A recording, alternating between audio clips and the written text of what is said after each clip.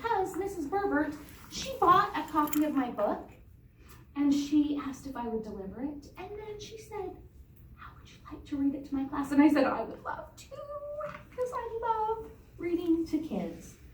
So let's get it out. This is the back, and this is the front. The title of my book is called Christmas Underwear. It's kind of a funny title, isn't it? But this is a true story about something that happened to me when I was a little girl.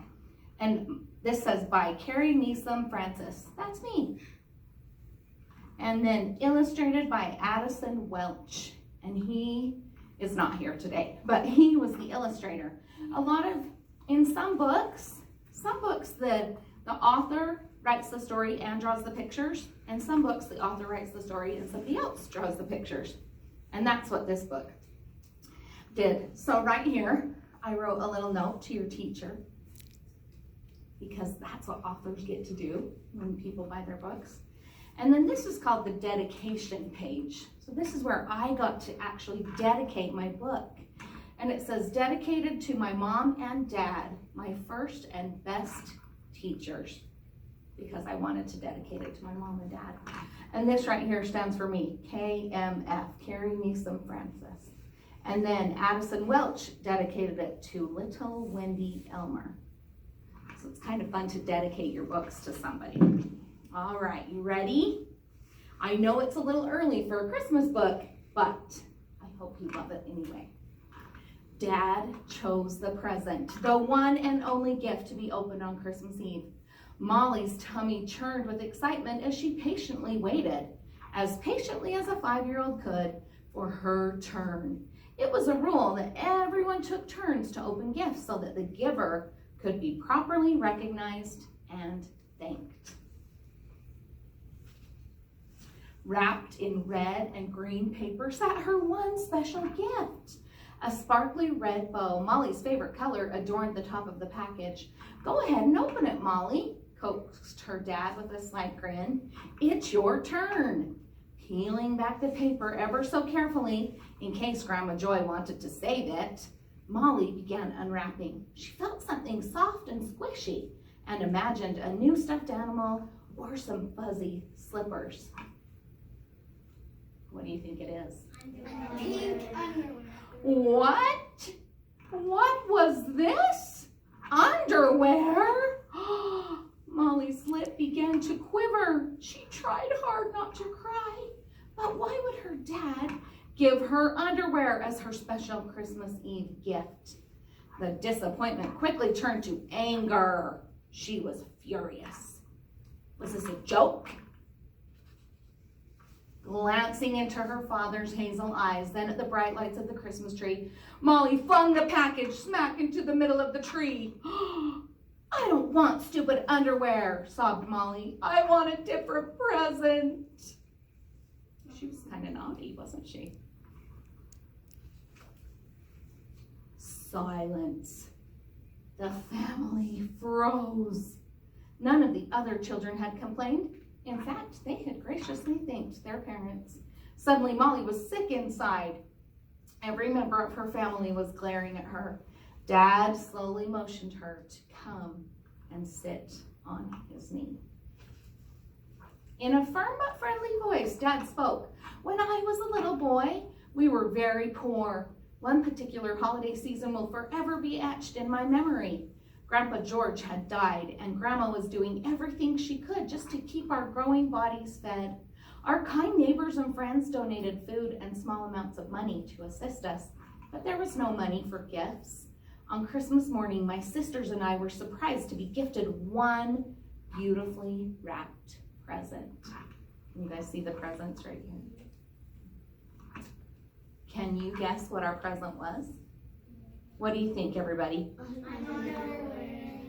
Molly gulped, then whispered, underwear. Yes, responded Dad. One new pair of bright white underwear. I still recall the smell of clean cotton and the slight stiffness in the fabric. I was delighted to get those underwear. Such a small, simple gift, but a very necessary item. Nod your head if you think it's a very necessary item.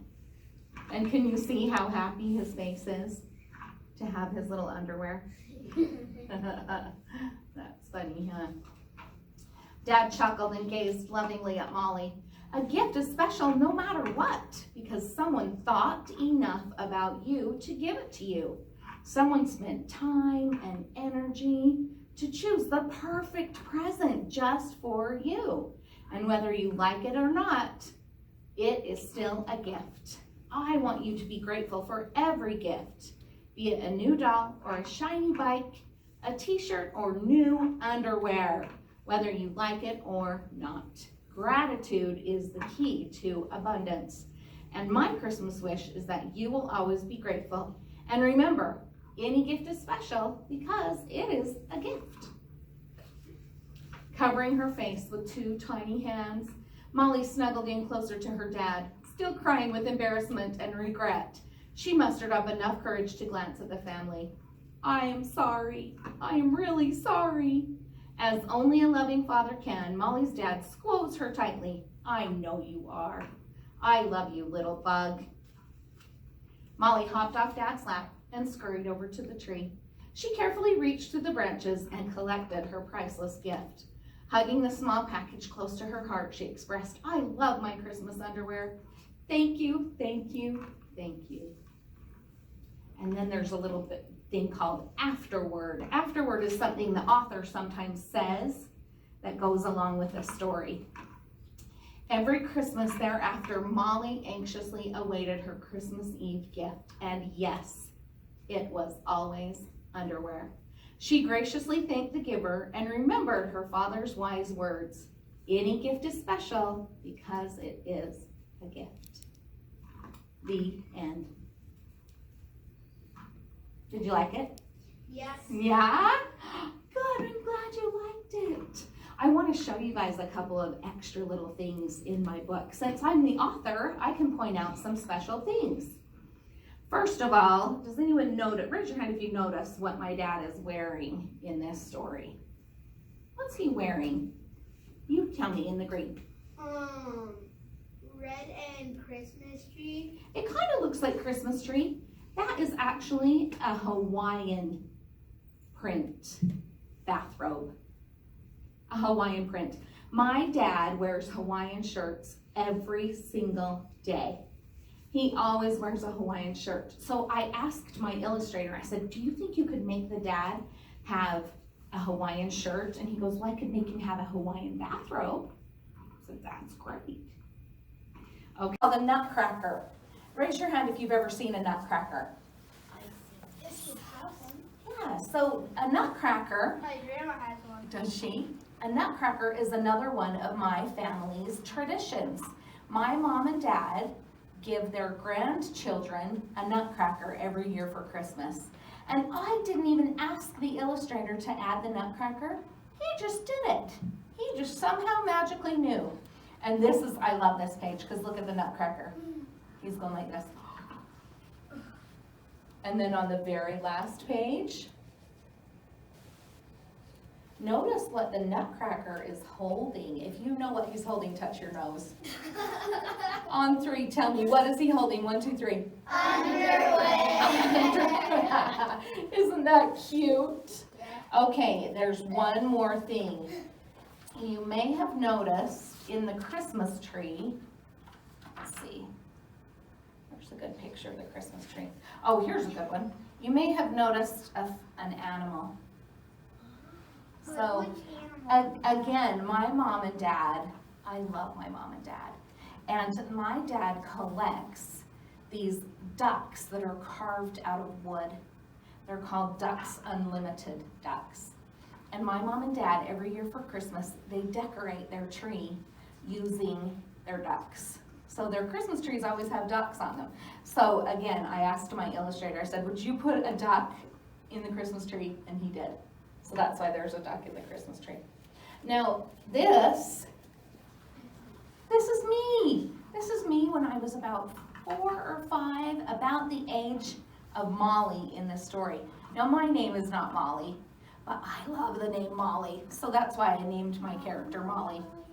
And up until last year, I'd never had a student named Molly. And then last year, one of my favorite college students, her name was Molly, and she just happens to be Mrs. Berbert's sister-in-law and friend. How crazy is that? But I'd already written my story. Everybody just looks. I know. Okay, now, oftentimes books have an About the Author page. And I really like my About the Author page because I got to say some extra words. I'll read it to you. It says, Carrie Neeson Francis has been a public educator for over 24 years. She passionately engages her students and has inspired thousands to tell their unique stories through writing. Currently, she teaches and learns with future educators at Utah Valley University. A longtime resident of Utah, Carrie enjoys spending time with her husband, Scott, and children, McKenna, Tyler, Sage, and Tess. Christmas Underwear is based on one of Carrie's childhood experiences when she indeed chucked her gift into the Christmas tree. The story has been retold every Christmas Eve, and her children receive a special gift every December 24th. Can you guess what it is? Yeah, they always get underwear on Christmas Eve, and this is them last year on Christmas Eve, so that's kind of a fun page. Now this is a fantastic page because this is the illustrator of the book. And did you like the illustrations? Yeah. I love them. I think they're fantastic. And his name is Addison Welch. It says Addison Welch is a digital artist and entrepreneur living the dream in Salt Lake City, Utah. He loves hanging out with his wife Bree, his coolest son Alfie, and his sweet baby Poppy. Check out more of his work on Instagram at Addison Welch Art. Addison is also the illustrator of another children's book entitled Once I Went A-Swimmin'. And then this last page says, can you guys read this with me on 3? Ready? 1, 2, 3. Any gift is special because it is a gift. And I hope that you guys will remember that this Christmas, when you're opening your Christmas presents. I hope you'll remember that somebody thought about you. And even if you open it and it sucks, or it's, Yay! maybe you don't like to get books. I love to I know. But I hope that you guys will all say thank you and be so grateful for every single little gift, even if inside you're like, I already have one of these, you still just would say thank you. Okay? Okay, do you have a question? Her name is Addison. Ah, very cool. Love it. All right, anybody else have a question? All right, yes? How old are you? I'm old enough to have taught for 24 years. 24. You're I'm 20. not 24. I started teaching when I was 22. Oh, 26. 25. 35. You All right. guys say, you keep guessing that. 55. I'm actually 47. 75. 47. Okay. I'm so close. 47. You guys are silly. I kept guessing. Okay, can you all listen very carefully?